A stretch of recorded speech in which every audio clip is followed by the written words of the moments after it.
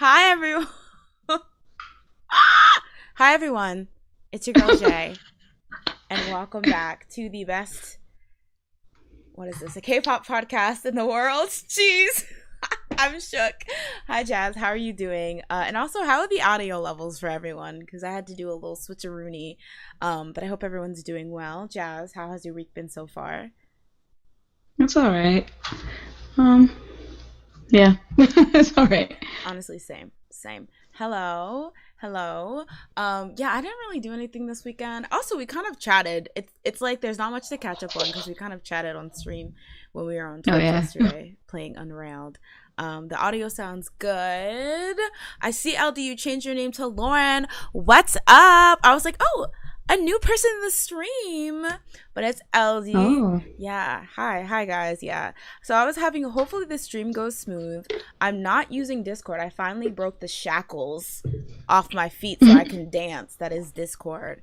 And I'm using a different video capture device. So let me know if this is better. Hopefully it's not going to give, lagging realness. It's looking kind of, it's like my computer's calming down because it was showing kind of like weird signs of like it's about to flop, but this seems a lot better. So we might just be ditching Discord because we hate her. But yeah, hopefully everyone's doing well. It's Friday. It's 10 or not Friday. It's Friday Eve. It's 10:44 p.m. EST. We're at the bar. We're at the Sleepy Idol. Jazz, what are you sipping on tonight? Some weird mix of like sodas that I found. It's giving Chuck E. It's Cheese. kind of flat. Oh no, you don't even like it. Yeah. It's here, so I'm drinking it. But yeah. I'm just doing a classic old water. My stomach has been hurting a bit. My tummy has been aching, if you will, and so water's what I'm doing tonight. So hopefully you guys are drinking something a bit more fun. Everyone, let me know what you're sipping on tonight in the chat. And I don't know, do you want to just jump into it? Do you have anything that you wanted to start off with in particular, Jazz? Not really. I will say that Oh, do you have the aespa stuff? I do have it for the comeback corner. Okay, well, we can do that later then. Okay. Well, in that case, we can just start off with the picture that I have up here. I just realized I have all the pictures in order, so you actually can't choose the order. So we love to talk about our homegirls, armies, our home people. Let's just say that because I don't want anyone to think that I'm assuming the gender of like the majority of army.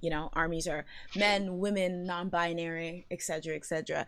But they kind of did a little dragation on James Corden this week. I don't know if you guys have heard this story, but it was an interesting one. I thought I always am very interested when it's like fandom drama.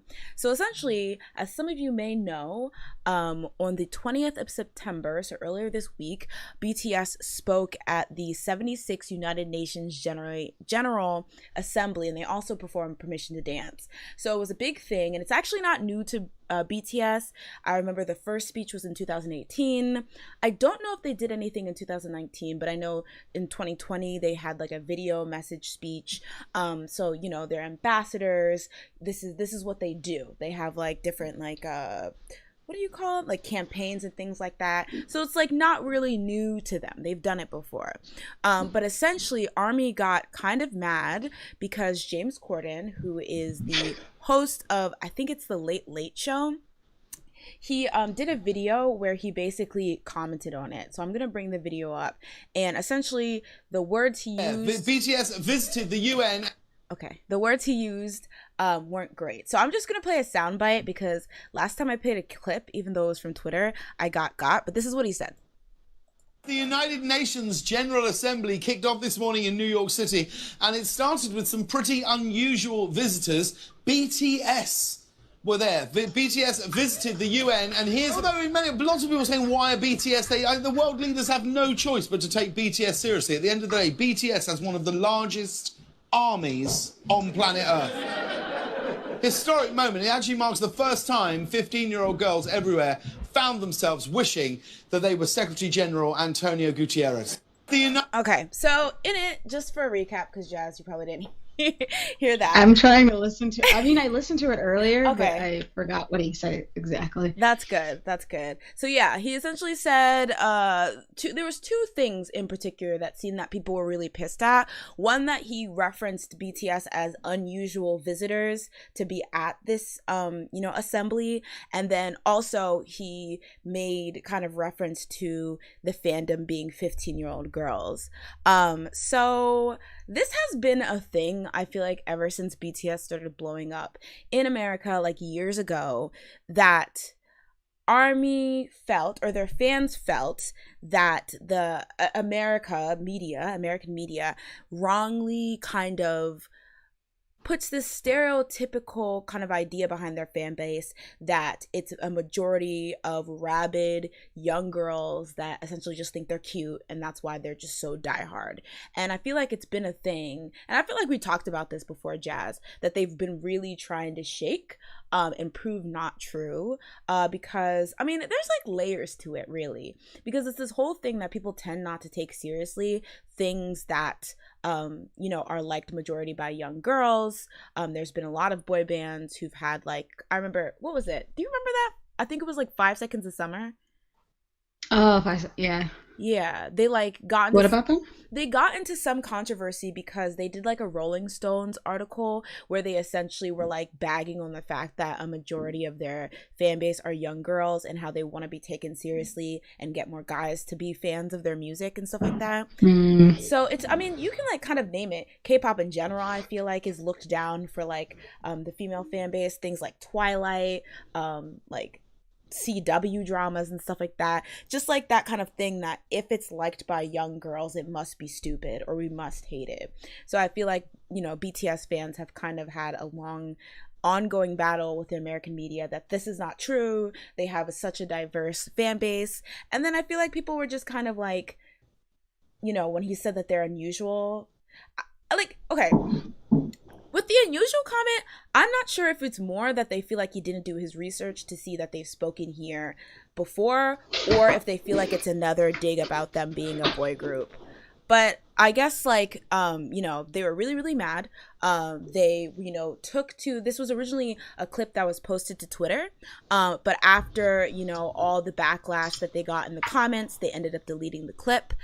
In addition to this, a lot of people have been accusing James Corden of being a clout chaser because he kind of has a long history of interacting and being buddy-buddy with BTS. They've been on his talk show multiple times. He has lovingly, by some parts of the fandom, been deemed Papa Mochi, which came about because BTS's Jimin, his nickname is Mochi, and so there is a segment when they're on Carpool Karaoke where Jimin ended up calling him Papa Mochi, so some people refer to him as Papa Mochi, and so they're like, we're gonna have to take that back. And then lastly, some ARMY took it a step further, and they went to the show's Google ratings, and they basically neg bombed it, so it went from having a 4.2 on Google to a 2.5. So yeah, it was a lot. They were not feeling it. So let's just start off, and I'll also jump into the comments, but I'll let you go first, Jazz. What did you think about these comments that Mr. James Corden made? Mr. James Corden! I mean, I feel like it's over the top how they reacted. Or some of them. I know not all of them reacted that way, but like, it's just like, many boy bands have gotten this comment, and you've never seen their fans be like, oh my gosh, I need to like shut down the whole entire thing, like downvote everything about this show now that he made one stupid stereotypical joke. Like, it's a joke. He's a comedian. If it fell flat and he didn't like it, move on. It's like, it was one joke out of the many that he did that night, probably. So it's like, I don't know. There's no harm intended. Sorry, my dog is like walking. I don't know if you saw him. But I just think it's not that big of a deal. And Like, one thing that I will say is I feel like some people might be like tagging on to this because they're just like, I don't like James Corden, because apparently there's a whole thing with James Corden. I don't really know the details, but yeah, No, he's not that nice of a person or something. I don't know. no, I've definitely seen that. Like a lot of people, not really feeling James Corden. Like a lot of people just feel like he's kind of had like a not history, but like there's been murmurs that maybe he's not the nicest person, maybe he's a bit full of himself, so that could be. And I feel like any famous entity that's like associated with BTS, there'll be like two extremes where some fans will be like, oh my god, this is like the homie, like yeah, like he be knowing, and then other ones will be like clout chasing, you know, fool, what have he done for BTS, just uses them from clout. So maybe it might be the people on that lower spectrum being like, all right, this is, or other spectrum, you know, the more negative spectrum, saying this is our chance to shine.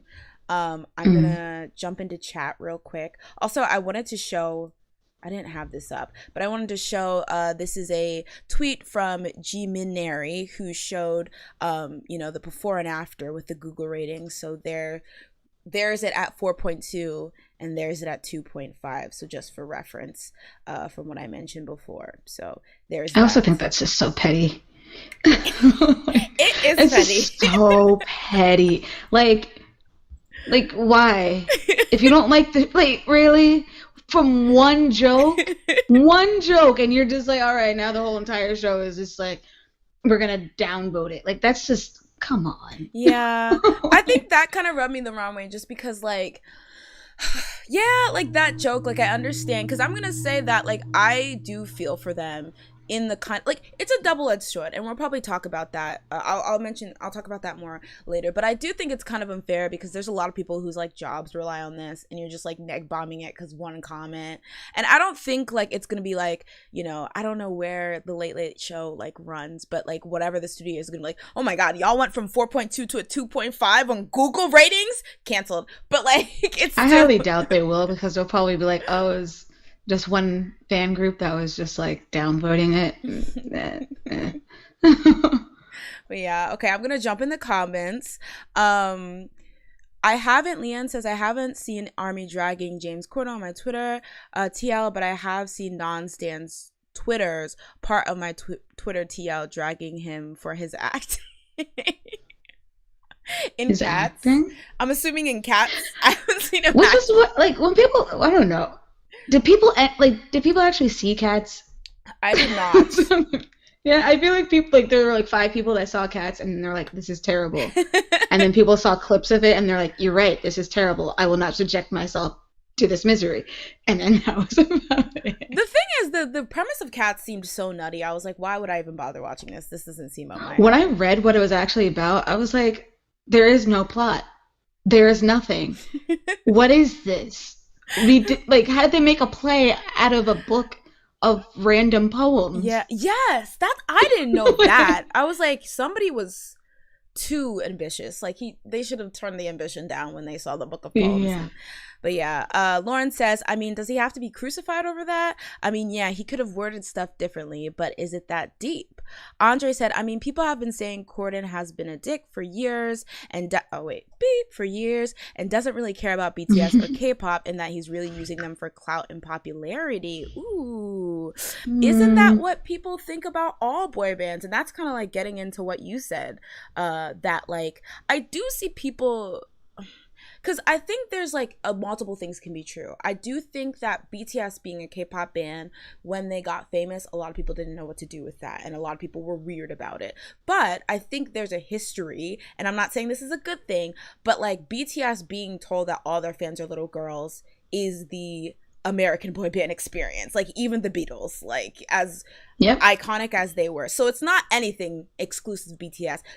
I'm not saying it's right, but I'm just saying like it's not like this personal thing. I think it's just a throwaway cheap joke that it's like, we have a boy band, let's make a joke about teenage girls because we're not that clever. That kind of thing, you know? Yeah. I don't feel very strongly about the situation. Many celebs have said he isn't nice as he seems. Raul. Britain always. Oh, A sorry. lot of British people keep saying like they're like you can keep him, like American can keep him and all that. It's just like, okay, what did he do over there? Like, was he burning down houses? Imagine. Like, He's wanted for arsony. The thing is about James Corden, I always been confused as to like how he popped off. Like I feel like for me it was weird that like they just gave this, because you know like having, even though he's like the Late Show, which is I feel like the one of the least prestigious ones, like it's like, you know, you have Jay Leno, a comedian, like Stephen Colbert, like a really popular comedian. Like you have these people who inherit these shows that are huge, but I feel like he kind of got his out of nowhere, because at least I didn't know who he was when he started his show. But I mean, I know some people do, like that's their claim to fame. They get a show somehow and then, you know, they pop off. I was gonna say it's kind of like Trevor Noah. It might have been like Trevor Noah, where it's kind of like somebody was like, "I have a show. I like this comedian guy or whatever. He seems like he has some ideas." Or they audition people and then they're like, "You can be the host." Because like Trevor Noah, I didn't really know Trevor Noah before he took over. What is it? Why can't I remember? Daily Show. The Daily Show. Like before that, I was like, I have no idea who this man is. But I watched some of his comedy stuff when I heard that he was taking over, and I was like, oh, he's funny, but I would never have been like, I know who that is. I'm going to search for Trevor Noah.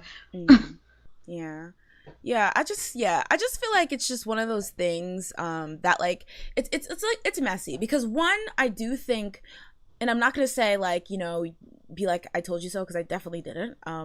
I don't really comment on James Corden's relationship with Army or what they think about him. Like I'm not that involved, but it's like I think in general, and not just for Army but for a lot of fandoms, they tend to like almost like deify like when there's like a celebrity that says like 3 positive things about like a group they like or something. And I think like while you can be like, oh, that's awesome that this person likes this group or whatever, like just like you don't have to like give them too much, because I think, you know, I hate like the whole you're just in it for clout. I feel like people have just killed that word and it doesn't even mean anything.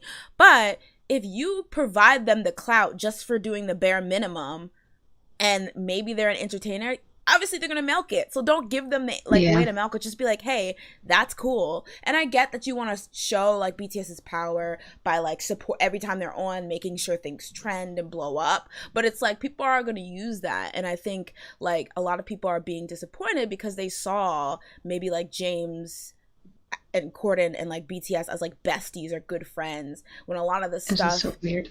Yeah, a lot of this stuff, not saying that you can't make a real good friend in like the entertainment industry, but a lot of this stuff is like you scratch my back, I scratch yours. Like I don't think 2013 BTS would be on James Corden if it even existed back then. You know, there's a reason why they were on and stuff like that. Like I feel like people need to like take these relationships with a grain of salt, especially like hosts of like shows where they are just interviewers. It's kind of weird because like they're just interviewing. That's their job. They interview a whole bunch of random people. They can't be friends with every single person that they bring onto the show. It's just unrealistic. Yeah.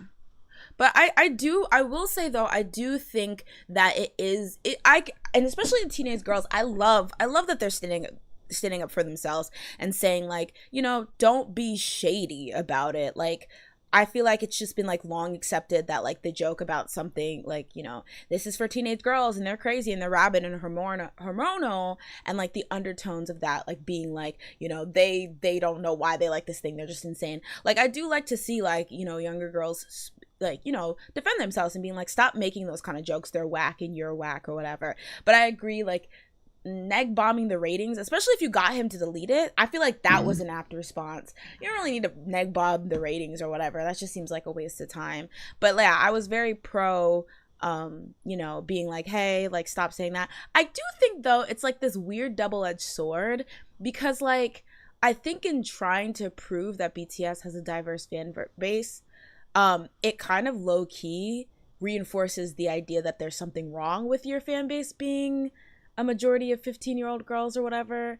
Because you know how it's just like, oh, there's other people here, it's not just 15-year-old girls. But if there was, that shouldn't be a problem either. Like I feel like sometimes in trying to defend diversity, it kind of reinforces that idea that there's something wrong with that. So yeah, but I mean, I'm not gonna blame them for that, because you know that's a long thing that didn't start. The unusual comment though, I just feel like it was just him just being dumb. Like it's like they're I don't even think it was that dumb. I feel like it is kind of still unusual. Like they did a whole performance. I don't think I've ever heard of anything. I've never seen that on my YouTube page of like just somebody randomly performing at the UN. That's kind of true. I guess it's kind of like, it was just like a random thing. I was like, the UN, BTS performing, like what? Yeah, I guess for me, since I was familiar with the history, I was like, okay, well they do this every year. It's literally like a dang like BTS not mini concert, but you know. Wait, do they? Okay, so they started in 2013. I don't know if they did anything in 2019, but I know they did something in 2020. So literally since they've started it, it's been a thing. So I mean, if anything, you know, maybe that peeps that like he didn't do his research or whatever. But like again, like I feel like there's a misconception when like he treats them really well on his show that he knows like everything about them.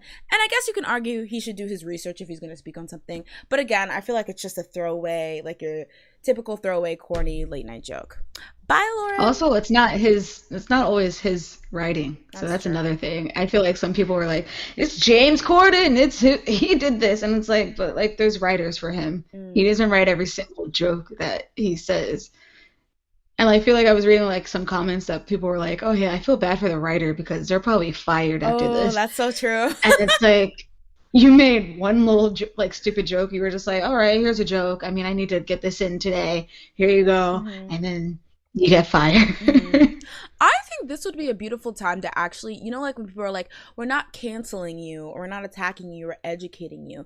I feel like this would be actually a perfect time for that. Like, it's like, you don't deserve to like be like taken off air, or like the writer doesn't deserve to like be thrown to the wolves, but like a nice way to just like, hey, this is why what you said was annoying, or this is why we didn't like what you said, or whatever. And by all means, I do believe there was probably a lot of ARMY doing that, and then some of the more harsher stuff like the neg bobbing the Google thing was like more of like the more aggressive ones that are like, oh no, yeah.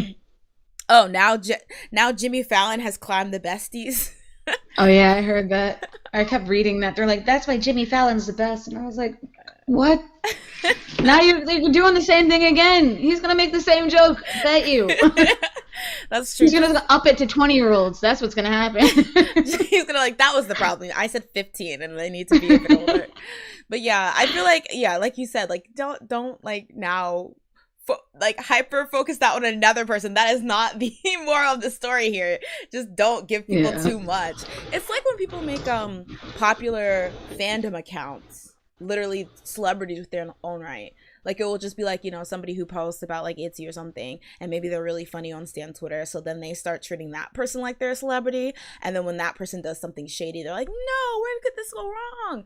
Like, yeah, it doesn't have to be that big of a deal. Yeah. When I was a teenager, I stayed as far away from boy groups and Justin Bieber baby era as possible because I didn't want to be grouped with the fangirls, even if I secretly liked some of their songs. Ooh, that's true though. I feel like that's like a common thing. Like you don't want to be. I don't know if girls. I don't know if I was like where. I don't know. I think I was just like. I probably was the same. My cousin was like into like a lot of boy bands, and she would be like, "Yeah, look at this group. Like, do you know?" There's like a group with the guy who was in the wheelchair on Glee. Oh, Kevin? He had a group. Oh, yeah. NLT. Yes, I love that song. I mean, no, but like my cousin was showing me these videos. She would show me like behind the scene videos of One Direction. I was like, this is you cray. Like now I'm like, then I got into K-pop and I was like, okay, you kind of see it. But like when I was. Like, when I would see that, I was like, we're like in these people's information. I don't know about this.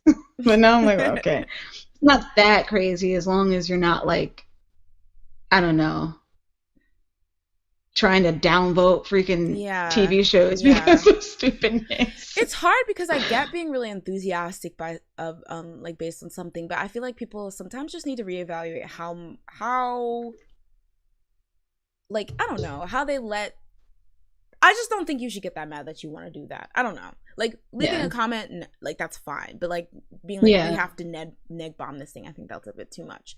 But I agree with Swiggle, though. Like, coming in with the hot take. Grown-ass men constantly thinking they're edgy, hilarious for trying to undercut things that are loved by young girls would never be cute.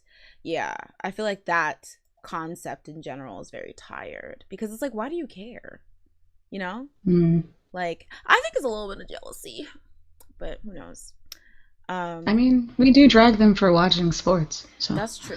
But do we though? I do. Okay.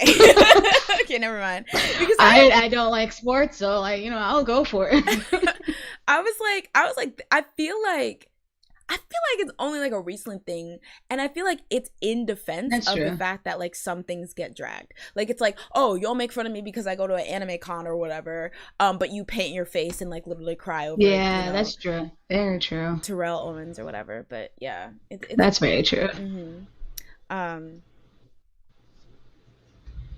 Wait, so James Corden was asked if he listened to the B album and said he only had heard Dynamite. Like, out of all their discovery, you know what? I kind of peeped that because I remember when they went on carpool karaoke, they were singing other people's songs. Do you remember that?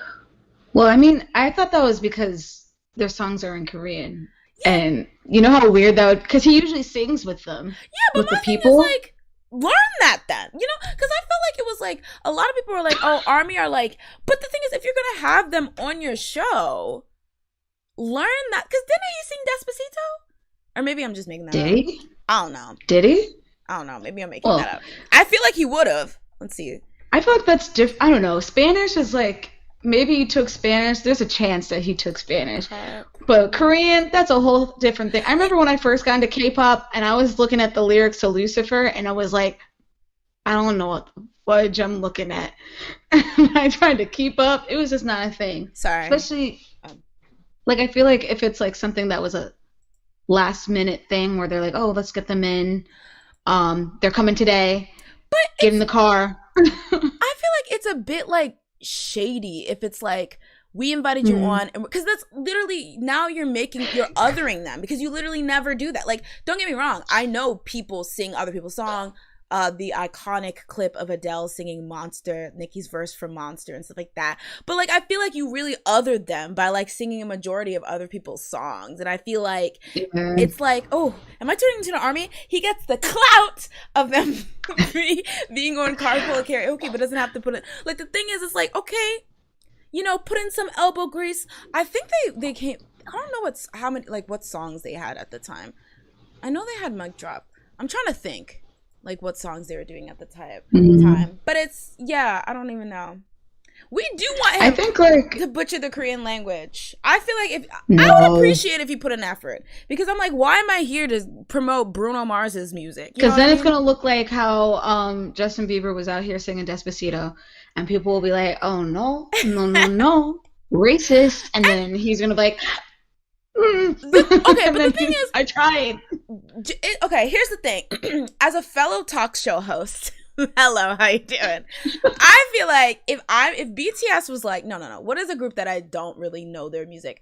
If Monster X was gonna come on here, I would listen to this discography. Oh yeah, I feel like that's the main issue that I had, is like, he probably should have listened to it, but singing it, I'm like, I'm not mad at you for not singing a language that you really don't know. I just feel, okay. I'll say two things. I will say probably everyone who comes on his show, he doesn't know like he knows enough to be able to have like a, you know, good conversation. But I doubt that, like, you know, he went and listened to Camila Cabello's whole discography. Yeah. She was on. But I will say, I don't doubt, like, okay, obviously there's been some icons on carpool karaoke, you know, Adele, Mariah Carey and stuff like that. So he probably just knows those songs. But I'm sure he has to brush up. That's my thing. For some of the lesser known people, I'm sure he has to brush up on some of their songs, especially maybe the newer, less iconic ones. So my thing is, you know, it would have been hard, but think of how like how much praise he would have got if he like took the time. Even if he does like we do and just like sings the English words. I guess. But I don't know. I guess it also just depends on how much time he had to prepare. That's true. And all of that. I don't know. I don't know his schedule. I don't know his life. That's true. But I guess it's just like, I don't know. It's like, my whole thing is like, I don't know, like, why have them on if it's not to sing their songs? Because I think that also drives home that whole like stereotype that nobody actually knows BTS's music, and they just know them for them being popular. Because it's like you didn't even bother to sing their songs, you know? So it makes them look bad. I mean, but they might have asked to go on there because the carpool karaoke is a popular segment. True. So they might have been like, "Oh, we're promoting in America. I do like that carpool karaoke." Mm-hmm. And then he was like, "Oh, okay, okay. A lot of their discography is in Korean. I got 5 minutes before the show starts. Not 5. I'll listen to. I gotta listen to Dynamite, and then hopefully I'll wing it." It's 2 hours before taping. He's like, "All right, let's BTS like most popular song." He's like, "I don't know what the heck they're saying. Let's just scrap it."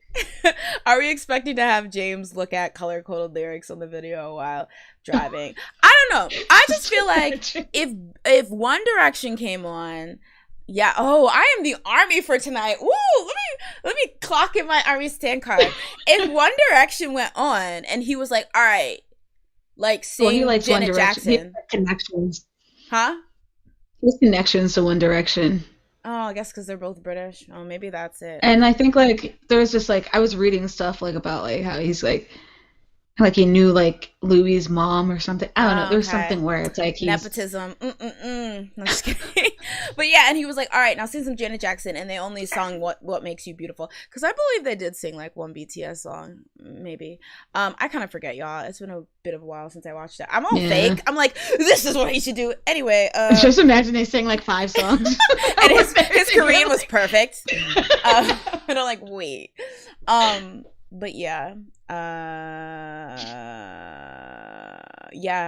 Yeah. I mean, I guess it does come off kind of fake, but I think that's the problem. Like, there's just like this blurred like idea of how much he really likes these people. Like, it's because the enthusiasm, because blah blah. You automatic because I feel like there's like this expectation I see with some fans, where they're like they expect everyone that comes in contact with BTS to be like a fan in the way they are.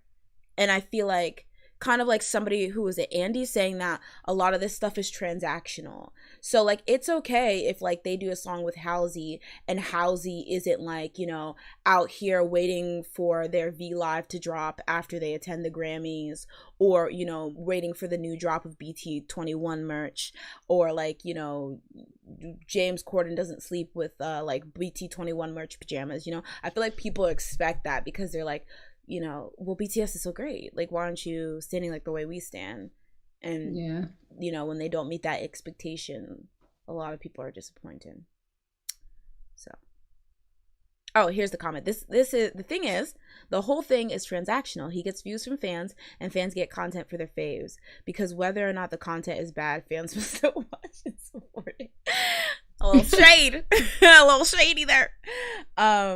It was before Dynamite, so he only had their Korean discography. He better sing na na na na. If it was before Dynamite, that means they at least had Mic Drop, which had an English version, and they had what was it? Oh my, which had a Boy with Love, which had a partially at least English chorus. Yes. Didn't they do that? Probably. That sounds like, I don't know. I don't remember. I saw this like years ago. And I guess you could also argue that like their past Korean hits might have not been American hits. But I mean, when things are on the internet, it kind of blurs the lines as to what the target audience is. I don't know.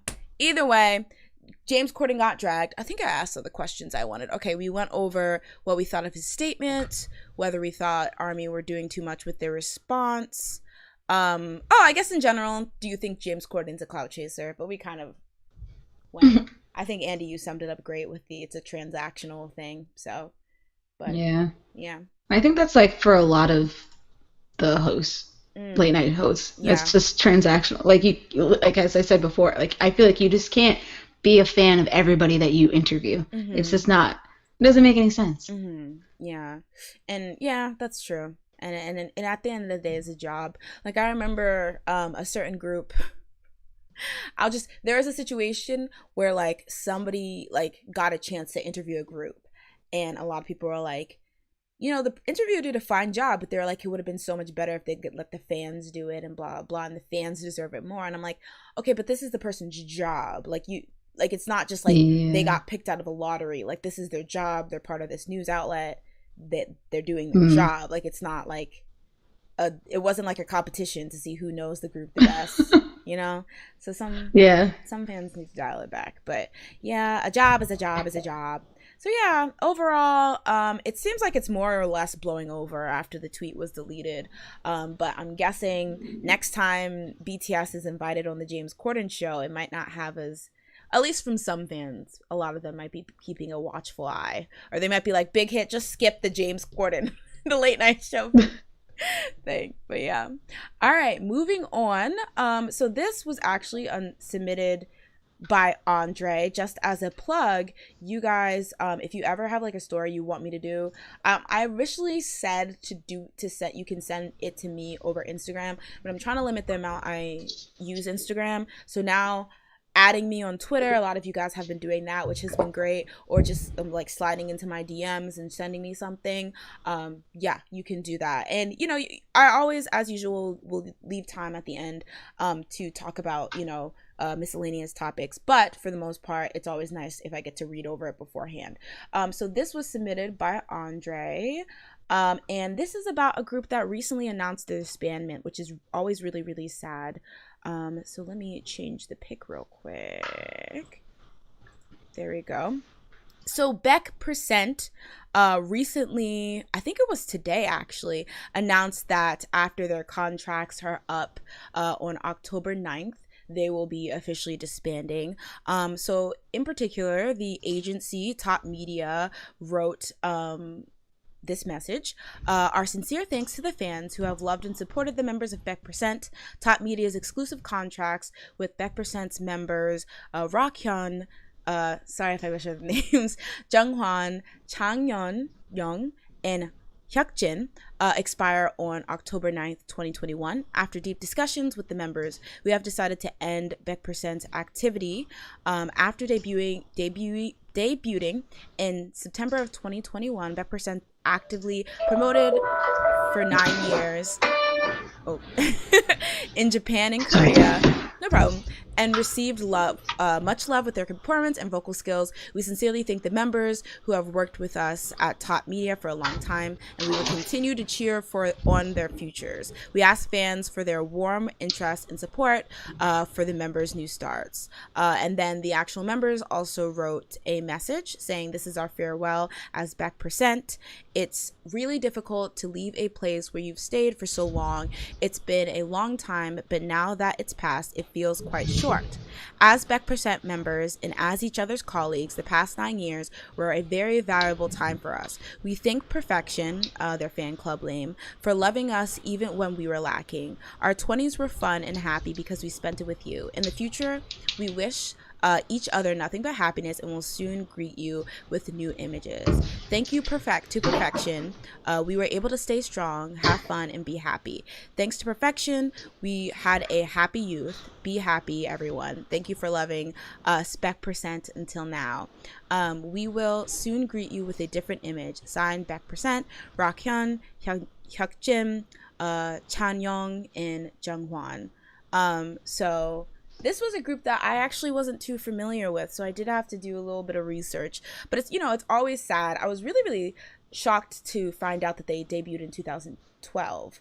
You know, they've been out for a while. But just for a bit of a background, as mentioned in the company's statement, they debuted under Top Media in 2012. Top Media also has Teen Top and Uptension, and it was, I didn't know this, it was a label that was started by Andy from Shinhwa. So they originally had 7 members, but they did 2 of them, you know, left or took a hiatus. And you actually mentioned this to me, Jasmine. The leader Minwoo actually passed away in 2018, sadly. And then they also participated, well, members Rakhyun, Minwoo, Junghwan, Chanyeong, and Hyukjin participated in the unit in 2017. I remember Rakhyun. Do you? Because I remember he was one of my favorites. Yeah. Oh, during the show. Oh. Yeah. Well, yeah. So yeah, they officially announced they'll be disbanding. So yeah, that's really unfortunate. It's sad to see. Like I said, I didn't know much about them, but I don't know. I knew about Teen Top. I knew about Uptension. They're a bit of a newer group, but you know, it's sad to see that happened. Let me jump in the comments real quick. Ooh.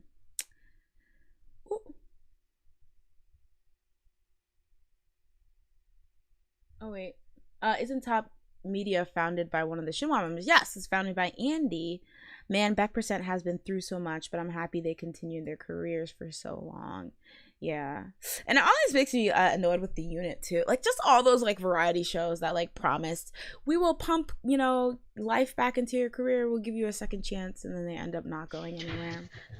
I just feel like he got some type of, or some of the members got like some type of recognition. I feel like just Top Media, did they do anything with it? Because I don't remember them doing anything. I actually don't know. Because like Rakhyun got far. He was like, just looked it up because like I remember liking him enough that like he made it far, and like he was 14th. Oh wow. So it was just like, yeah, it was like he obviously had a good following. Yeah. But I guess like the youth also just wasn't that big, because I feel like it came around the time that people were getting exhausted with the shows. Yeah. Of like, yeah. It's not as bad as Boys 24. I feel like that's when it was at the peak. I feel like when Boys 24 happened, people were really done. People were over really done. So I just want to see if they released anything. So they're on the unit in 2017, and so based on this, oh gosh, that's 2017. Yeah, I was really shocked at that. So they did have 2 albums after that, one in 2018. Oh, they did. And one in 2020. They released, 17. Sorry, they released one in 2017. Their sales are pretty flop decent. Stand. Did not follow up. That's on me. Oh, that's unfortunate though. It's sad when like a group never gets to see like that, really like never gets to have that moment, you know? Like, yeah. Even if they do like, because with Teen Top, I would say that, you know, Teen Top, and I keep referencing Teen Top. I don't mean to compare anything, but Teen Top is like a group I'm a bit more familiar with. I know there was a point in time where they were like low key popping. Like they're still together. They're not as popping anymore, but at least they had that moment. And it's just so unfortunate when it's like, despite like the hard work you may put in, and they've been through so much too. Like you never really get that moment. So, but yeah, I just wanted to, you know, talk about that. To give them a bit of moment. Do we have any stands in the chat? Besides, of course, the head stand. It looks like it. Jasmine. No, I was just saying, besides the headstand, Jasmine. I mean, I'm a fake stan. I didn't even notice that after the year. I did know the sad news. Oh yeah, you did, with Minwoo, but like that was about it. Yeah, it's a shame that I only got to know them because of Minwoo's passing. But I hope they can love well in their individual careers. Yeah, I'm hoping that this is like, you know, it's not a signal of the end. It's just a signal of a new chapter, and you know, whether that's just going back to being like, you know, a regular person, regular life, or being an actor, you know, doing that. But yeah, I love their song Beat. The last thing they released in 2009, so it's been a bit. But to be fair, you know, 2020, then pandemic, 2021, pandemic part 2, basically. Yeah. But yeah, so good luck to them on all their solo ventures, and let's move on to the next topic. So we had talked about this a couple times before, the fact that Source Music, you know, G-Friend disbanded this year, but they're keeping their foot on our necks and they're releasing a new girl group. And a lot of people are anticipating it, particularly because the girl group is being said to consist of former members of IZ*ONE, and in addition to that, members who participated in the Produce 48, the season of Produce 101, Produce 48, where IZ*ONE is formed. So a lot of people are excited, and one of the biggest names attached to the project is Sakura Miyawaki, who was kind of like one of the faces, I would say, of IZ*ONE when they were active. And so, like, for the most part, I feel like it's kind of safe to say she's in the group. But for whatever reason, Hybe labels has been really, really hush-hush about, like, confirming. Like, every time there's, like outlet will report, like, Hybe will be like, maybe. Who wants to know? Like, pretty much. Like, they're like, oh, the girls are asking? All right. Like, it's like they're being stunt queens right now. However, recently, a news outlet, Star News, confirmed, or reported, I should say, that Sakura has formally signed an exclusive contract with Source Music after handling various issues related to the idol's copyright claims by her Japanese company. Now, this may or may not be true, because in response to this, Hybe Labels basically says we cannot confirm any details regarding an artist exclusive contract. So, just as a recap, it was also reported that Kim Chae-won, who is also a part of IZ*ONE, is reported to be a part of this group.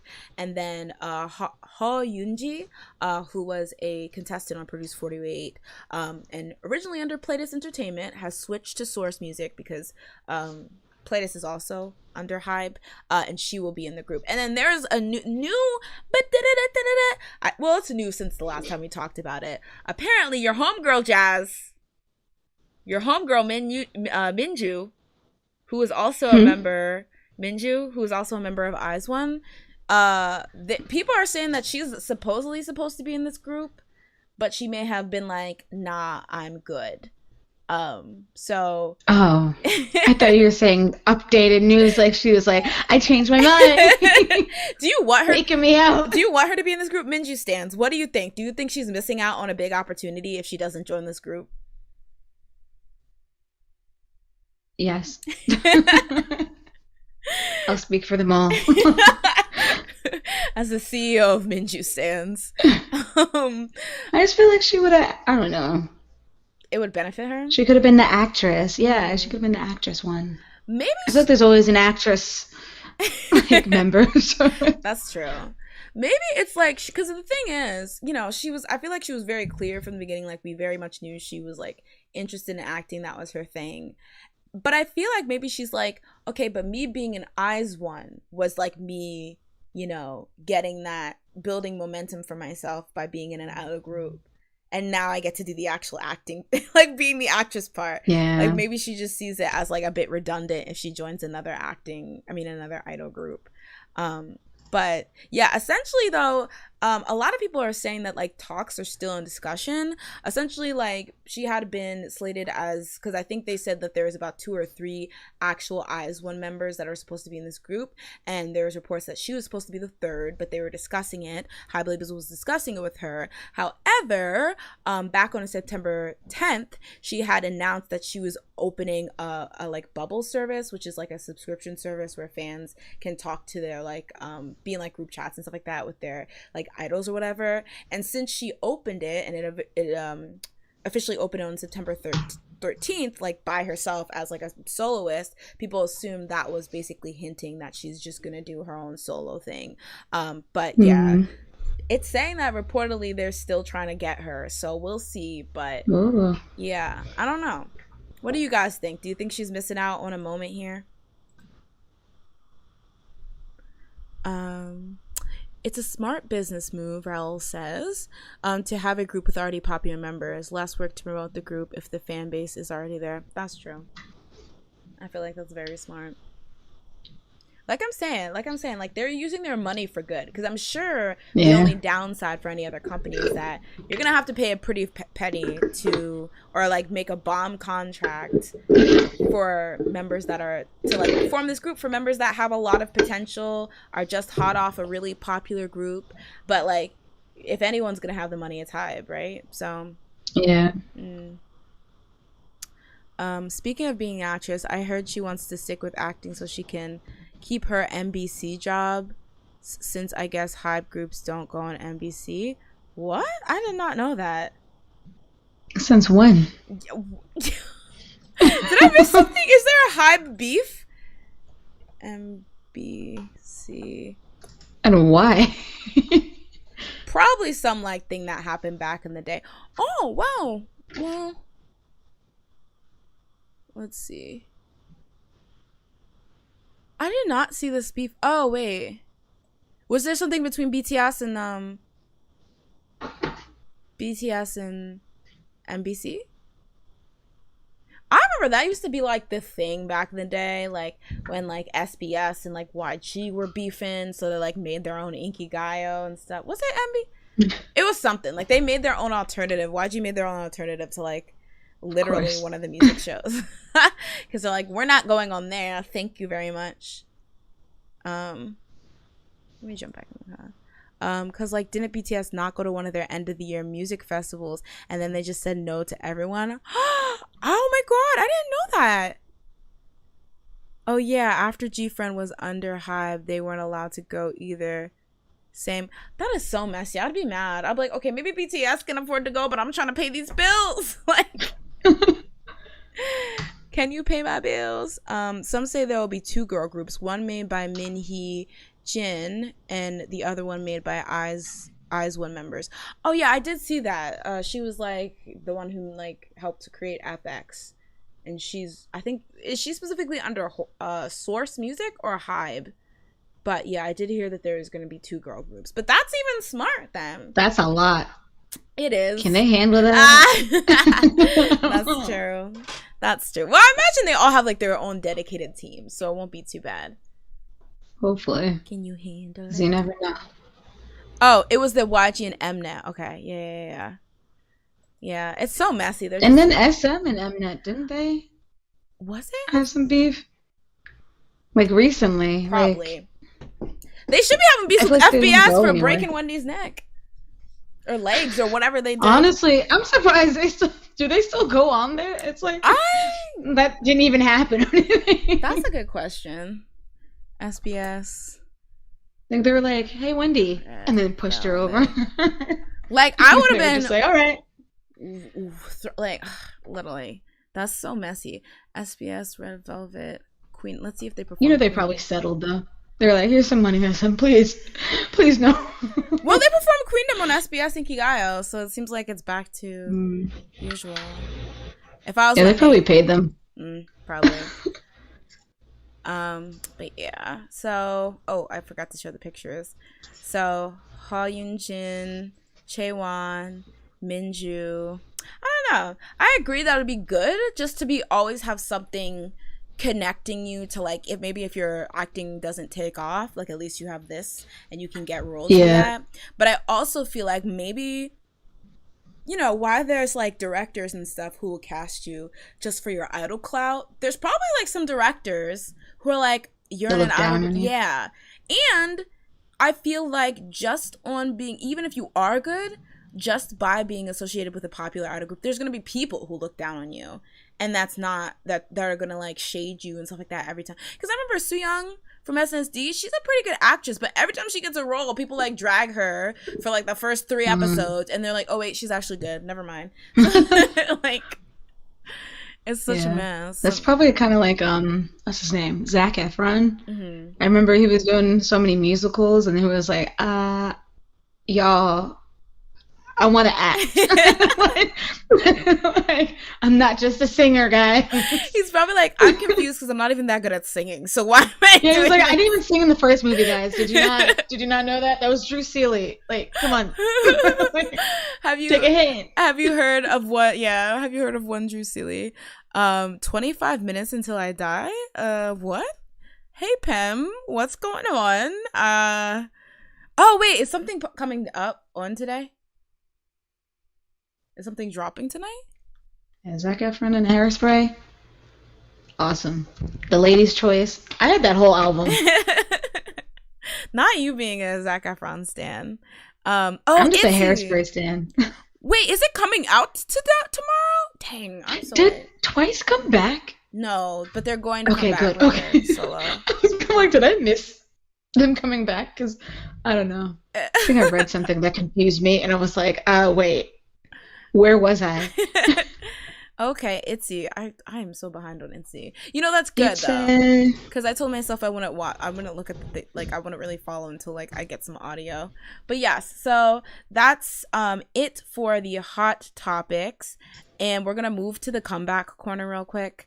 So for the comeback corner, we're gonna start with Lisa. Wait. Can we? Before we start this, I need to charge my phone because it died. Oh, sure. No problem. I'll be right back real quick. Sorry.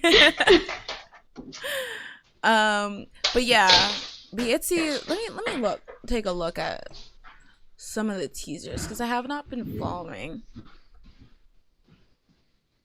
Itsy bitsy spider, come back. September is such an interesting month to come back in. I feel like it's just such an interesting month in general. Like, it doesn't really have a particular theme or feel or anything. So it's like you can kind of do whatever. Okay. Oh my god, yes! Wait. Yes. No. Okay. They even have a schedule after it drops? Wait, what is this? I can't see. I need to zoom in.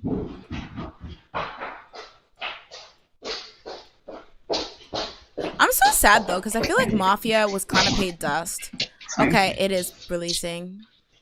Ooh, right at midnight. I love a good midnight moment. A good midnight release. Oh, okay. It's a different music video. Oh, I like this 2 music video moment we're having. All right, let's go back to Miss Lisa. All right, so this is kind of old news now, but we haven't gotten to talk about it on stream because it's been a while since we talked about it. But yes, Lisa from Blackpink, she has released her long-awaited solo single album with the title track Lalisa and the B-side Money. Now this actually works perfectly because even though she dropped the song a while ago, she today released a music video for the B-side Money. So we do have new content in regards to that. But I think last time we talked about this, we did talk about how she was on track to sell a lot and maybe become the highest sold solo album, which would be awesome, like really cool, because she would be above like literally an EXO member, because I think Baekhyun, he holds the spot for highest sold solo idol group member. I believe that's the thing, group member record. So we can just give like a general consensus on what we thought of the 2 songs. Like I said, the title track Lalisa and then Money. There's a music video for both. So what did you think, Jazz? Bop or flop? Flop. Oh, okay. So moving on. I'm just kidding. I'm sorry. And I love Lisa. I was looking forward to hers the most. I feel like I texted you this. It's just so underwhelming. And it was like when I saw the teaser and I heard her saying her name, I was like, oh, this is going to be trash. Oh no! Full-blown trash. Okay. Let's start with what exactly you did not like about the song. Just everything. I don't like that she says her name. I find that to be corny, tacky. So it's corny. It just sounds egotistical. I don't like that. Ooh. It rubbed me the wrong way. Ooh. I don't like it. And then it was also just annoying sounding. It just sounded like a 2000 song. Ooh. That was like a throwaway song that you kind of would just hear at the club or something. You're like, all right, that's playing. I guess I'll dance. No, I definitely see that. Yeah, I think that's a perfect way to describe it. It did sound a bit dated, and I know that, like, I mean, I'm assuming this was probably produced by Teddy. This sounds very Teddy-ish. But I feel like you sometimes get that from YG. I feel like specifically people go back and forth as to whether Blackpink music sometimes sounds a little bit dated, because it just sounds very aggressively YG, like 2009 to like 11, that era. But yeah, I kind of agree. I don't mind, because I love a nice, like, I'm the ish, like, and you better put some respect on my name. I love a good song like that, but I do think that it just didn't seem like a lot of effort was put into it. Like, it was just like, yeah, I don't even mean to say this, because I do think that Blackpink gets a lot of hate for being a group that's so popular that they could, like, their fans will buy anything, because I don't think that the only group that applies to, if we're being honest. But I do feel it does feel like they're like, oh, people are gonna buy it because it's Lisa and people love her. So yeah.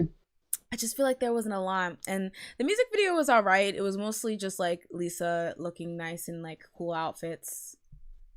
I don't even think I liked the dance that much, which is really surprising, because I thought, Lisa, if anyone's gonna give us moves, it's Lisa.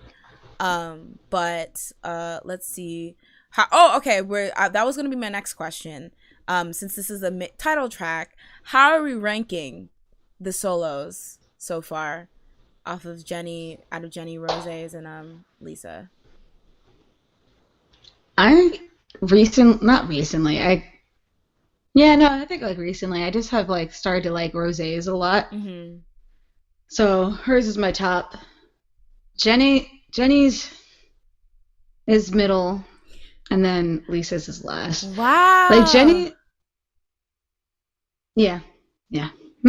No. Jennie's is like not that great to me and repetitive, and I don't like repetitive songs that much. Yeah. But a lot of Lisa's just. The La Lisa love me, La Lisa love me.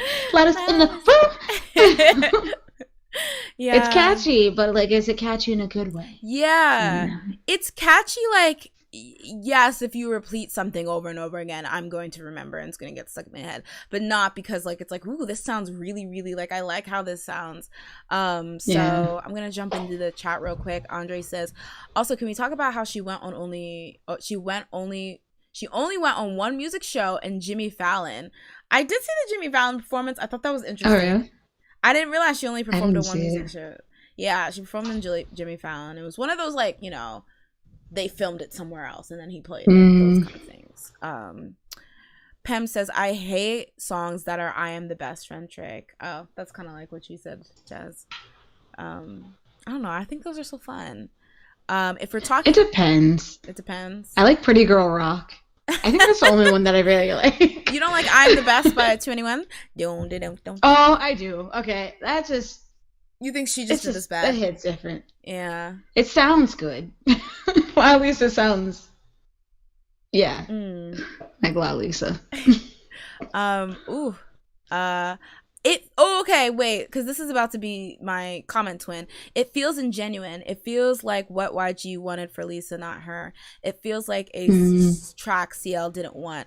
I was looking for her Lily film vibes, not this not this cringe flex thing that YG thinks it's too. I agree. I felt this more about the Money video though, and the Money song than this. Like, I definitely think there's a lot of lyrics in there where it was very clear somebody else wrote them for her. Obviously, we already know, like, this is not new. I'm not saying that, like, she needs to repent for not writing her own raps or whatever. I get that there's different people who've come to do different things, but I definitely think it's like, it does feel like this is the image they built for her, so this is what it's gonna sound like, and I just feel like in the Money one, just the things that she was saying, and even her dancing, like, for the first time, I was like, Lisa, sweetie, you're not selling this at all. like in the Money music video. I was like, for some Oh, reason, really? yeah, it's like she was executing the moves, but it just kind of seemed just not, I don't want to say from the heart or anything, because that's, you know, a bit much. But it just kind of seemed like she was going through the motions. Like there was no funk on it at all, I felt. And I was just like, and in the song, it's just like, you know, twerking for that dollar or something. Like, I'm just like, what are we saying? Like, what are we doing? That's probably why she wasn't feeling it. She was probably like, I don't know what this is. I mean, I'm already selling a bunch, so it's whatever. That's true. And then there's like this part, and then it's like dollar bills, and it does not sound good. I'm sorry. Woo! I didn't think I would be this negative on it. But yeah, I was just like, I don't know. It was not dollar bills. I was not like buying it. It just did not seem. Yeah, I don't know. Ooh, Raul says it feels like BP has been on autopilot for a while now. Musically or them themselves? Blackpink's solo songs just aren't it. Yeah, and I feel like partially the reason is that it does seem rushed. It does. Like even Jennie's, which I feel like was the only, no shade, intentional one. Like, I truly think when Jennie got that solo and people got mad because people were already saying that she was the favorite, they're like, okay, we're going to give everyone else solos, leave us alone, or whatever. But even with Jennie's, which I thought was very intentional and purposeful, it just seemed like, okay, I guess it's time for a Jennie solo now. Which doesn't even make sense because they're just, okay, time-wise, as to how long they've been out, yes, it makes sense that we're starting to see solo ventures from the groups. But discography-wise, it doesn't make it that much sense. Yeah. So, I don't know. But I think I agree with your... I don't like any of them that much, I'll be honest. But I agree with your assessment that I would put Rosé's first, Jennie's second.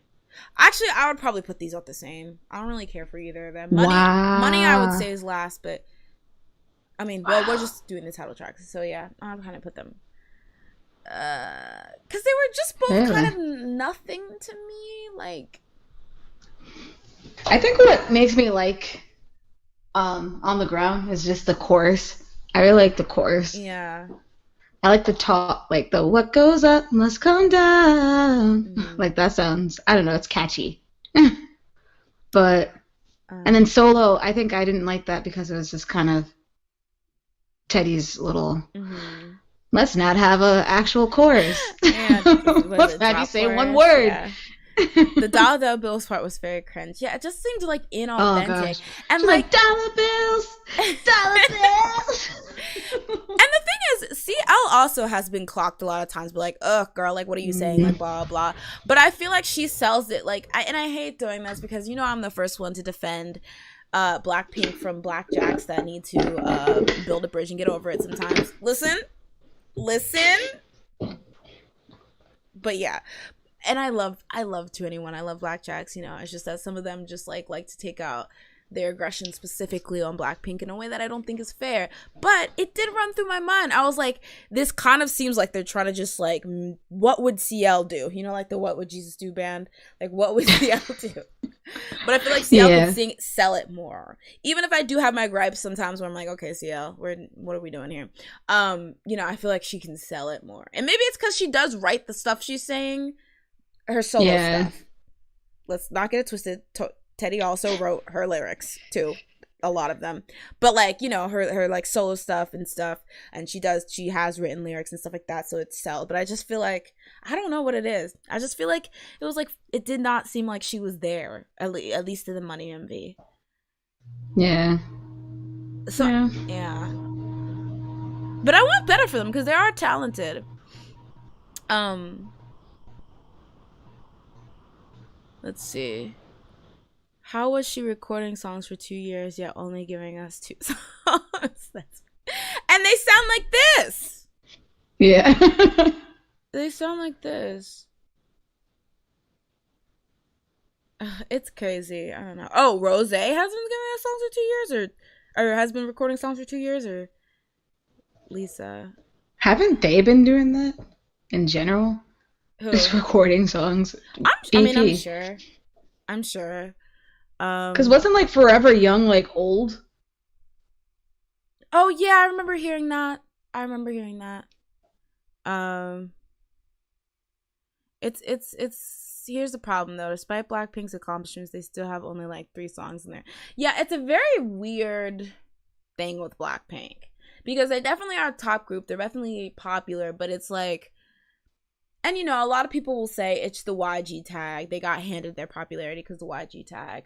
I've already gave my piece on that. I literally have a video about like what I think about that. But I do think they are really popular, and I do think people gravitate towards them in like a very extraordinary way. But it is kind of lopsided because the music to popularity ratio is sometimes confusing. So it's really weird. That's part of the reason why I feel like people don't really stomach or have an issue stomaching the fact that Blackpink is considered a top group, because a lot of people are like, they don't deserve it because how did they get popular this quickly and so immensely, and they don't have that much songs and things like that, compared to other top groups. So people don't really like giving them that, but it is a weird thing phenomenon. But I am not one of those people that think that they're not actually popular, and it's all I see it with my eyes. But it's let's do ratings. Let's just do ratings. What did we think about? We'll just do the title track for now instead of the album. What are we giving it and why? Jazz, we'll start with you. 3. Wow. 3? It wasn't good. That's low. I wanted to give it a 2. I was like, let me bump it up. Let me not be so mean. Also, see ya, Leah. Thank you for stopping by. Have a good night. Bye. Wait, Pam, did you lower? I thought you said 7 the first time. Okay, we have a 5.5 out of 10. Jadello has 5 out of 10. 6 out of 10, I guess. Not even a strong 6 out of 10. You're like, maybe. 5. Ooh, Andre said 5, but I'm being generous. Y'all are scalding tonight. Everyone's being generous, in my opinion. Yeah, I think a 5 or a 4. I definitely it's definitely not something I'm gonna like reach to. Did not add it to any of my playlists or anything like that. So unfortunately, I'm gonna have to give it a I'm trying to think though, because I'm like, was there not even one thing I found redeeming about it? I did like the rap, part of the rap, the speaker. I just like how that was said. But yeah, probably I'm probably gonna go 5. Ooh, 5? I like Tia's. Her looks and outfits 10, but the song a 4. Oh, that's accurate. Yeah, that's good. Yeah. Okay. Leanne says Lisa's 5 and Money is 4. Yeah. Ooh, I would have been intrigued and scored higher if she added some Thai into Lily. So that would have been interesting. That's true. Maybe if her rap was like in Thai, that would have been better. I don't know. So it's like at least something of her. Not Paula lowering it to a 3. I think that's why it's a 3 for like. I feel like the disappointing feeling just like really just makes me not like it more. Because like I looked forward to hers the most out of the 4, and then it's my like just if I wasn't even thinking about like I was looking forward to hers the most. Hers is still not my favorite. I think it's still last, and that makes me sad. So then I lowered it even more because it's just disappointing. That's unfortunate. Well, hopefully maybe they'll try again. I also think maybe it's just like, and this is not supposed to be shitty too, but you know, like people like who are like meant to be in a group kind of. Yeah. Like I feel like this is actually not that different. Like it's kind of cringier. Like Money is a bit cringy, but it's not that different of like from what we hear when she raps in Blackpink songs. But it's also, we're only getting the one verse from her, maybe a bit of change. So maybe that's why it's like, whoa, this is maybe not that great. I guess. I just wish she did something like Whistle. Ooh. If she did like a Whistle song. I'd be here for it. Yes. Like, I feel like it would have fit her voice. It would have been all fine. But. Yeah. They gave her like a boombaya. Like, I don't even. Not worse. even. Boombaya. Way worse. Boombaya is like actually decent. It's like the hypeness of boombaya, but like. Yeah. Just. Yeah, it's unfortunate. All right, so but I mean it doesn't even matter because she's like, you know, selling out the charts and like topping her Money MV. It's like trending 2 on YouTube right now. So not to say this. I mean, good for her. Yeah, though. I was gonna say you can like it if you like it. That makes it seem like I'm like she shouldn't be doing X, Y, Z or shit. Yeah, like because I still like her. She's still my favorite. So like what you like. I want her to succeed, even though I don't like it. So that's good that other people. You're like I want her to succeed. Just they're taking my place. They're filling my hole. All right, moving Ew, on. that sounded dirty. Sorry. Oh, God. I'm sorry. I replayed in my head. It was like my brain replayed it, and I was like, ew. This is a PG establishment. No, just kidding. I'm just saying it sounded dirty. Not dirty. YouTube, don't cancel us. Susan already got me. She has a sniper on me. All right, moving on. Twice. We did talk about this a couple shows ago, but Twice is gearing up for their first fully English original song. So we did get a little bit of news about this a while ago, but the big update here is that they released a times table for the comeback. So let's take a look at it. Because I remember last time they were like coming soon. It's like, when is soon? Like it didn't even tell us. Yeah. But so there's some concept photos being released essentially over the next couple days, starting tomorrow. Then we'll get an MV teaser on the 27th, another MV teaser on the 29th, and then finally we're getting the single and the actual MV on the 10th or the 1st of October. And then they're gonna perform it on. Wait, are they performing? Oh my God, they're gonna perform it on Good Morning America. Oh. And the Tonight Show. Whoa. Yeah, I was gonna say Jimmy Fallon. They're going. Oh, okay. So can we officially say this is them actually gunning for the American market? Like this is a formal debut. This has been a warning. But they've been on Jimmy Fallon before, They though, right? have. They have. They did Can't Stop Me, right? That's true. But I feel like it's like, I don't know, if they were going to like Inkigai or something, would they put it on here? Maybe not. But I feel like they're only going to promote this on American shows, maybe? Ooh. So this is, I don't know. What do we feel, guys, about official like declaration? I feel like official debuts in America or any country for that matter is a bit redundant nowadays in K-pop, maybe, because I feel like it is like a global sound. Like people hear about groups that, you know, come from small companies, you know, have like YouTube channels with 40 subscribers, you know, like people will find out if they want to know these days. So it's like Twice already has a bunch of fans in America, me being the CEO of them. Internet's Nathan is shaking. No, just kidding. I know he likes Twice too.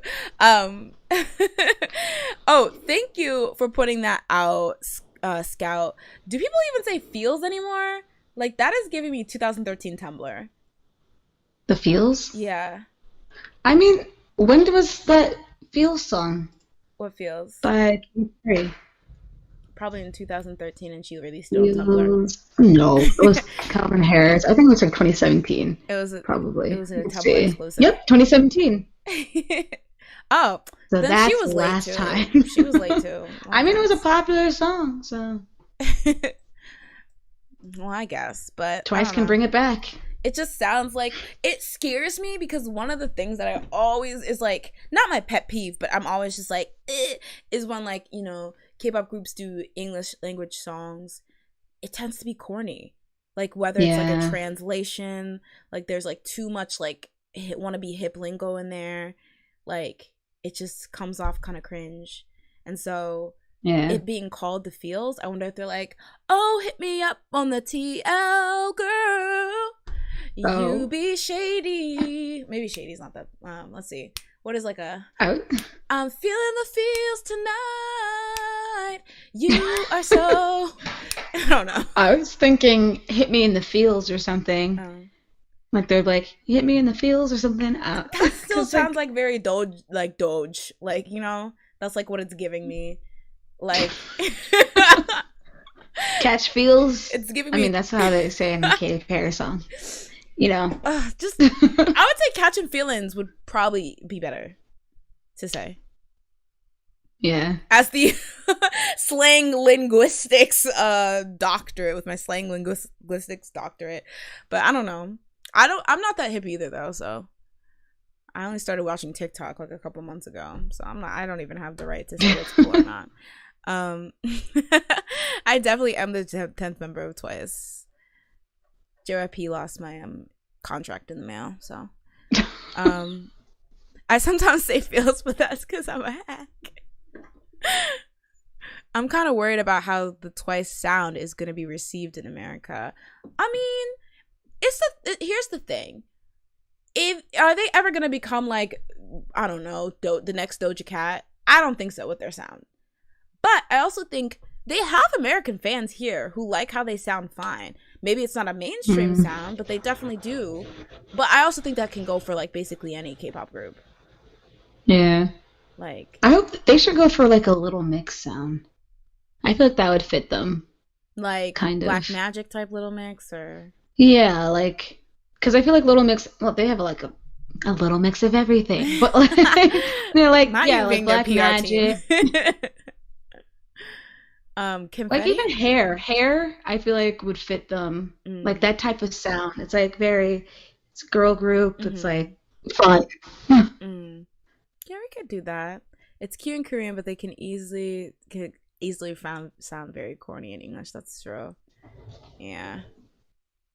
Here's the thing: when Twice puts English in their songs, like "Yes" or "Yes," it feels kind of kid bop-ish. So oh yeah, I mean, like really the "Yes" or "Yes" thing. Yeah.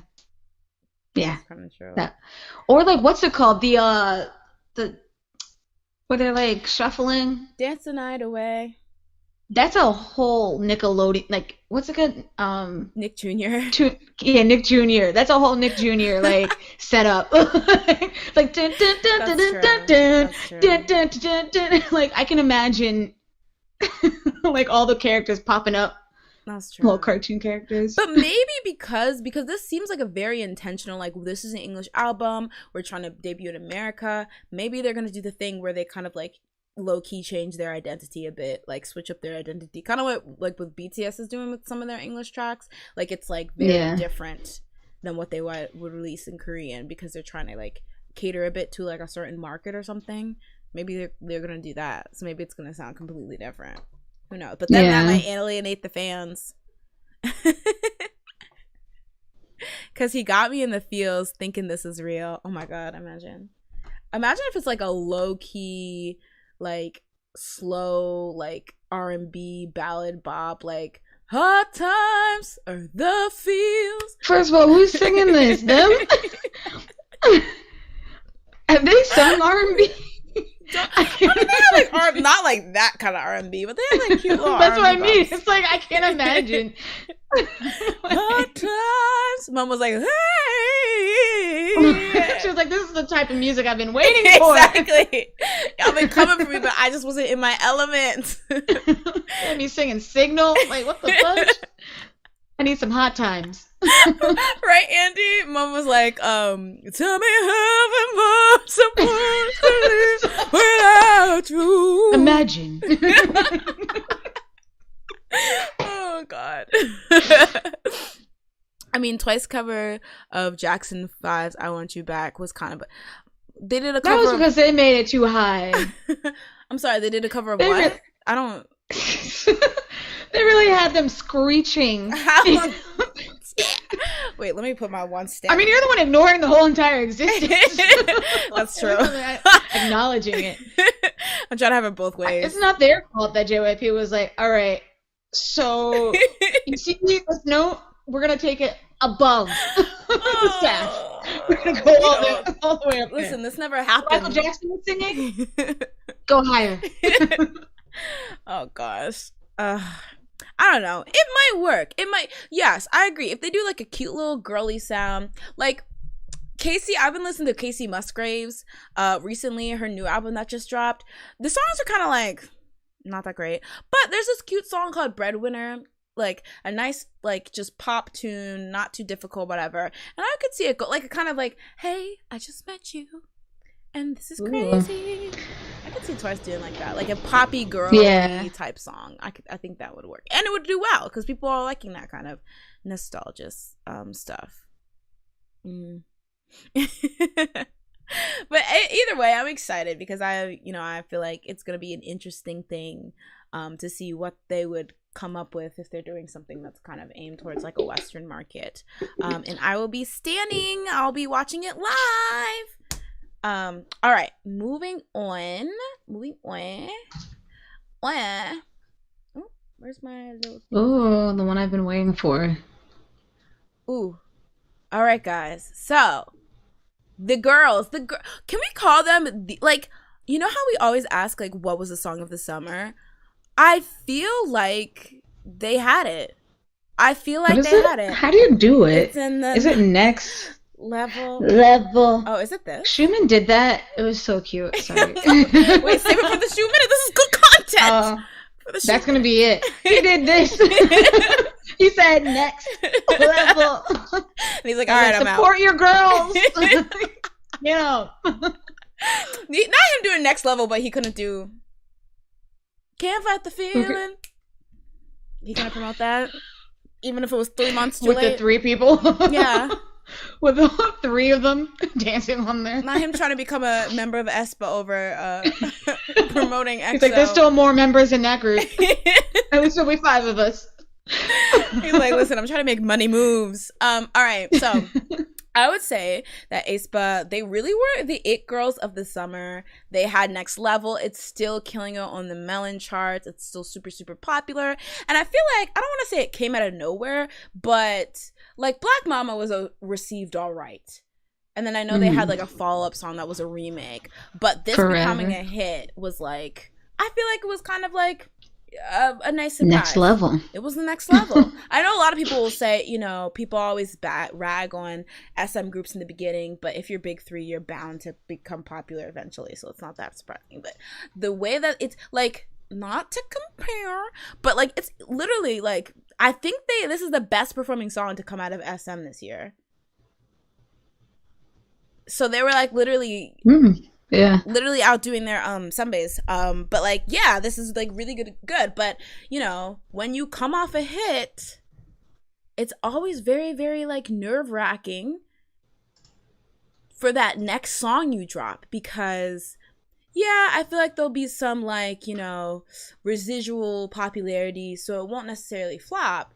But a lot of people will be scared out here. A lot of people will be looking at it with like, a very detailed microscope, because they're like, well, this was a bop, so is this a bop? Are you gonna flop? There's a lot of things that people don't like when you make the next song sound exactly like the song you blew up on. EXID. I'm just kidding. We love them anyway, because we stand.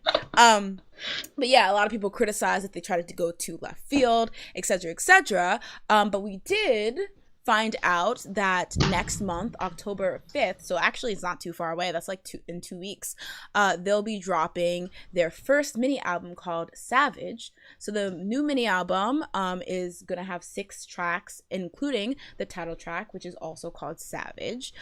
So I think it was today specifically they dropped teaser photos. So we have teaser photos here of all the of all the members.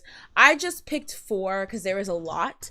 But what for everyone who's seen them, what is it giving you? Is this giving you I don't even know. I just love it.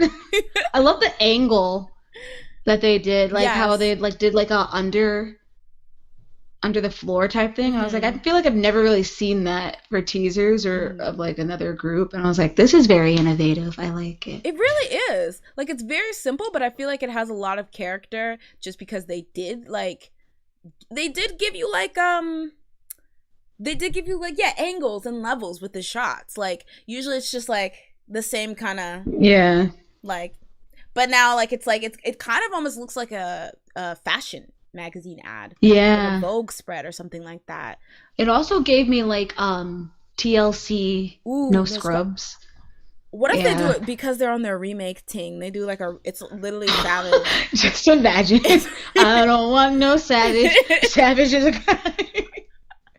If you have a car and you're walking, oh yes, son. That'd be great, though. I honestly would probably listen to that because I love No Scrubs.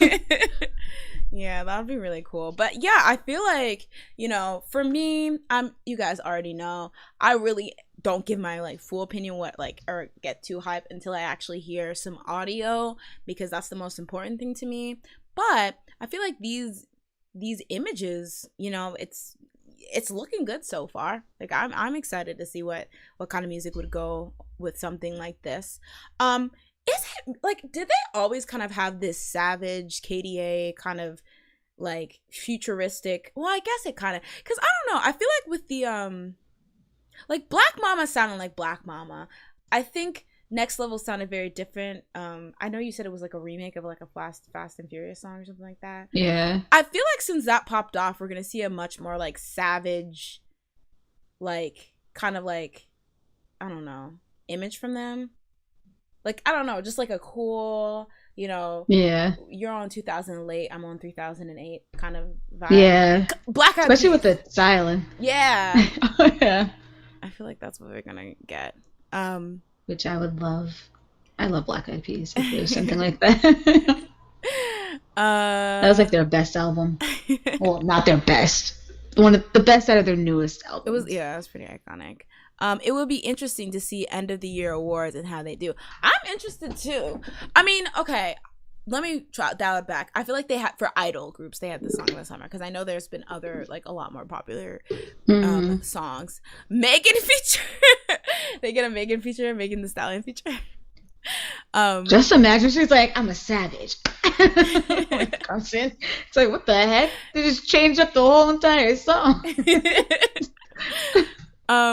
Paola says, question though, no shade, do people know them individually? Like, honest question, I'm confused because usually a new group first hits, we see stan rise. I think because they're on the venture of them being newer, they're still more seen as a group. But I do know like a lot of people stan Karina. Yeah, I was gonna say Karina, and I feel like Winter I do hear have the most. And I've been hearing that Ning Ning isn't as popular. I think she's the one that's in the picture right now. But I think she's my favorite. Oh, really? Yeah. I think there's like something where I gravitate to. Once I hear that you speak English, I'm like, I can relate. And so I like just come over and I'm like, all right, I like that. But then also she's a main vocalist, so then I was I was gonna say you love a vocalist, so Run Devil Run vibes. Imagine they redo Run Devil Run. I would actually kind of stand that. Don't go chasing savages. Listen to the rivers and the lakes. Oh wait, you guys listened to the new ITZY song? Was it good? Was it like Sticker? Oh my god, that was actually the last thing I want to talk about. So yeah, I know, I clicked on it thinking, because it didn't load, so I clicked on it to see what it was, and I was like, oh, this. So yes, NCT. So shout outs to Espa. We'll be, keeping our eyes peeled on that. For the last topic, I forgot to download a visual cue, but we'll be talking about NCT. They recently released a song called NCT 127. Recently released a song called Sticker. Explain yourselves. What did you say? Explain yourself as the NCT stan. I'm sorry. I started listening to it again. I don't even know what happened. I told you yesterday that I was like, I sat there, because I think I listened to it late at night and was like, I listened to Taeyong's part in the beginning and was like, are my ears, are they messed now up? You're questioning your ability to hear. And then I was like, and then I think I came back to it again like a few minutes later. I was like, wait, I gotta, because did they, did my ears really mess up? And I was like, nope, why does he sound like that? Why did they do that? I was like, delete the video. Like, I'm serious. Did you? I think this was a mistake. Just fire whoever did that, because obviously you guys weren't ready. Like, I want the video gone by sundown. I'm not kidding, SM. I want it gone by sundown. Like, that was so weird. Like, I was really, because usually even when, like, you know, because NCT is not like a stranger to like an interesting, like, you know, instrumental and interesting chorus structure, like an interesting, you know, chords and things like that and harmonies. But usually it's like, even if it is a bit unique, you can kind of hear where it comes together. Like, it does make sense. But just like, I did not know where this song was going. Like, I felt uncomfortable. Because I did not know how to perceive this through my eardrums. Like, I did not know where the song was going. I was like, why isn't this being resolved? Like, it's just like, more background, come in, please. Help me make sense of this all. Gyro, help me make sense of this all. Like, it was just like, somebody ask what Gyro thinks of this, please. Yeah, what are we giving it? I will say that I think, like, after I listened to it the second time, it's just that I think Taeyong's part just, like, really messed it up for everything else. It was like he came in sounding like a robot, like they messed up his, like, part or something, like somebody dropped his part in the freaking water. And he's like, oh my gosh, we still gotta put it in the freaking song, we gotta release it tomorrow. They put it in rice, they tried to dry it out. So hopefully it sounds fine. And that's what he sounded like. Because once I heard that, I feel like I was just like, I'm confused. I kept going back and being like, what was that? What are we doing? Because the verses, I feel like, sounded fine. And even the sticker, I mean, it's weird. I didn't like the sticker part. When I realized they were, like, doing, like, stick up, I was like, oh, okay, that's kind of cool. Oh. Yeah. That makes more sense. Now it's not as weird. Yeah, it's, but it was very interesting. You like the chorus, though? The chorus? I feel like it's alright. I like the verses. Oh, okay. I don't know. It goes with the it goes. It sounded like better than Taeyong's part. That's the part that you won't let go. You're like, I'll take anything but that one. Because it really shocked me. I was like, we're starting off with this?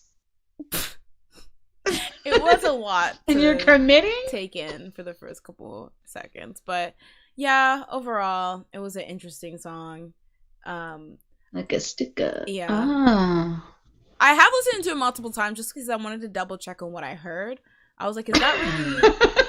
Is that real? Yeah. Was that a dream? Hold on. But yeah, so last but not least, reporting live from from Schumann's basement. No, I'm just kidding. The Schumann. I mean, I am in a basement. Whose basement? I will not tell. Reporting live from Jason Derulo's basement, it's Jasmine with the Shoe Minute. I wish. You wish. It's probably huge. It's probably huge as heck. His house is huge. That's true. You could put me down there. There's probably a fridge, a kitchen. So what is our podcast boyfriend doing? He's still just, he's still got his, he's doing his play. Oh, okay. Is it sold out? I want to see clips, but no one's uploading clips. Aren't you, like, not allowed to record plays and musicals and stuff like that? I don't care. Like, break the law for Figure me. it out. You have phones. Come on.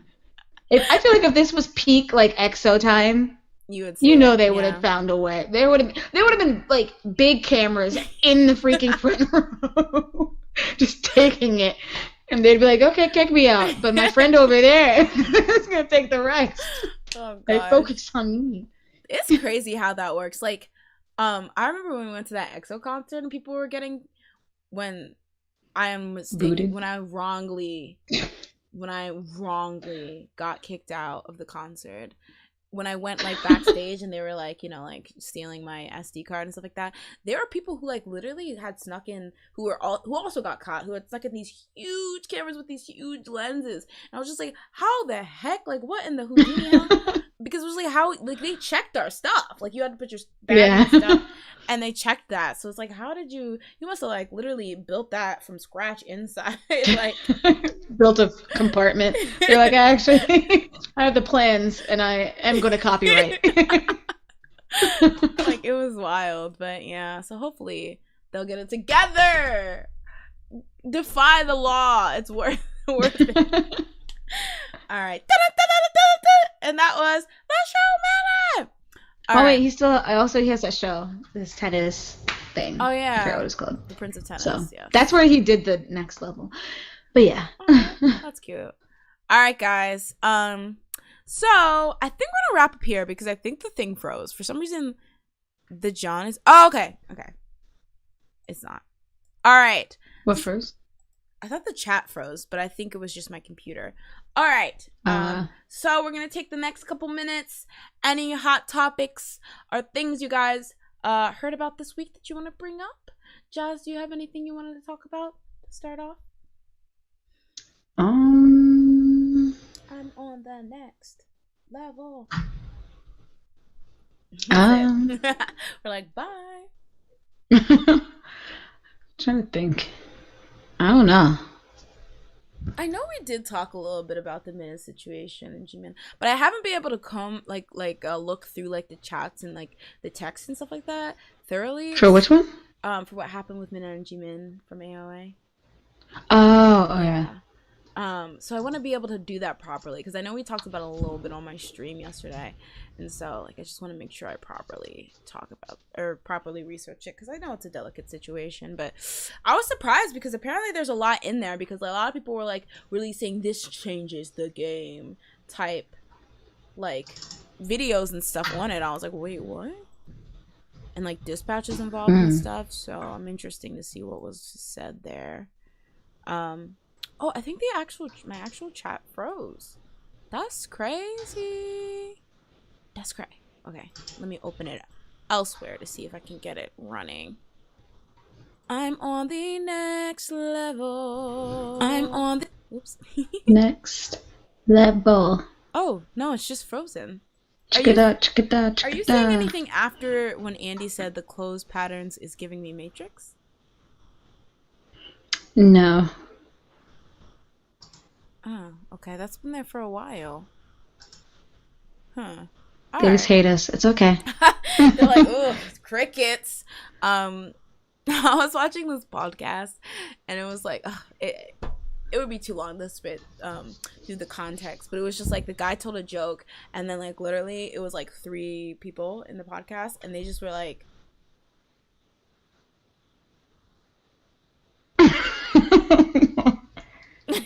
the guy was just like, they just moved on, like nothing happened. Like I was like, they hate you. They want you dead. Oh no. All right, so because it seems like it's a little freeze, I think we'll just wrap it up for now. So I just want to thank everyone again for coming to the Sleepy Idol. You don't gotta get home, but you gotta get the heck out of here because we're closing up shop. Last rounds. Jazz, is there any last words you want to tell the people? Watch Shang-Chi. Oh, did you watch it? Shang-Chi. No, I did not. But I keep hearing it's good. I want to see it this weekend. Probably going to see it Saturday morning to avoid people.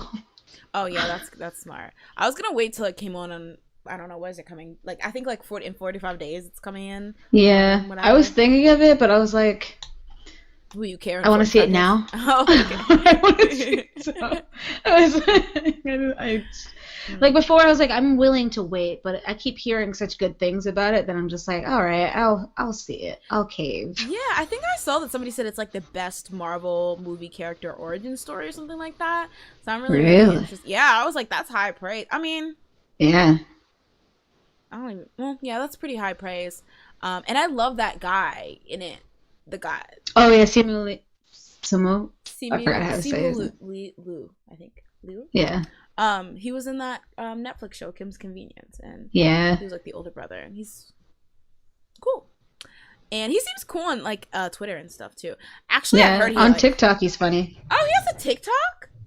Yeah. Okay, well, I know he showed like his like training, like for the movie. Mm-hmm. He like made like because you know TikTok made their freaking thing like 3 minutes long now. So really? like a 3 minute. You can put Shang-Chi on TikTok. That's how long. Basically, just in bits and pieces. No, the full thing. But like, yeah, he put like a whole like 3 minute thing about him training, like doing like the martial arts from like day one to like the end. So it was like interesting. All right, check it out. And as for me, guys, I am streaming tomorrow at either 10 p.m. Oh yeah, what is that?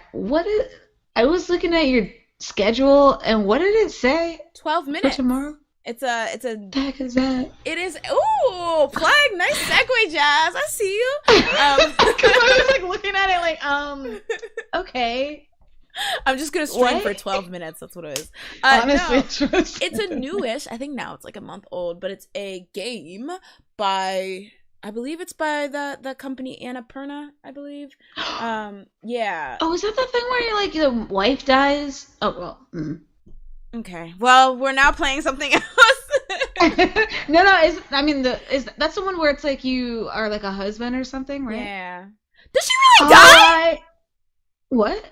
Does she really die? I don't know. Well, There's multiple endings. Oh my god, Jazz. Okay, never mind, guys. We'll try to not get that ending. All right, yeah, it's about a time loop, but yeah. So no, I mean, I feel like you're gonna get it anyway. It's like a multiple time loop thing, so like you might get it. Well, from what I've seen, I've played a bit of it, so I know like that it like re-loops, but I didn't know that was one of the endings, Jazz. I don't think there's like an actual ending. I don't think that's the actual ending. Oh, okay. Well, then that's good. We know. I think this is one of the things that can happen. Okay, that's good. It's not the official ending. Okay, that's good. Because I was gonna say, but yeah, it's like a cool little time loop. Sorry, thing. you knew. I was like a whole thing. I didn't play it out. I know. I did test it though. I did test it a bit. See, so I know. So I don't know what you did. Oh my god! All right, so we're playing that. So yeah, That'll come be through. fun. Yeah, it's quite fun. I finally got it working on my computer, which is good. So yeah, come through, and yeah, so that's it for this episode, and we'll see you guys next week. Bye. Bye. They already clicked off. They're like, all right. I know.